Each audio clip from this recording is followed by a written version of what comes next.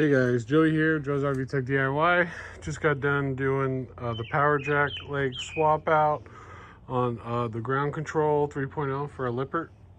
I didn't have any power tools on me, so I had to do it by hand. You need a really long breaker bar, at least 3 feet, to break the bolts loose without an impact.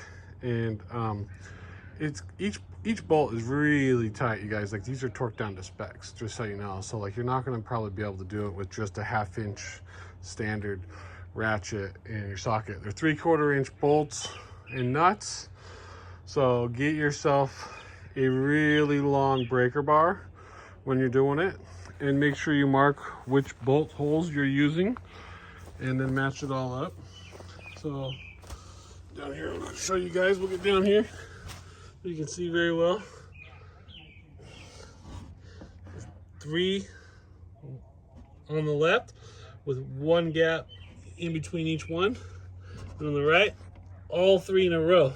So that's how they did it from the factory on this one. So that's what we're gonna do. You guys wanna see my beautiful install again?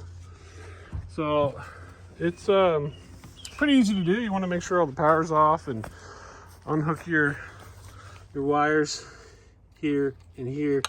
Now if you look on the bottom of this motor, so if this was installed and you were stuck and you wanted to manually operate this, take this plastic cover off, you guys. Okay, that's an 8mm.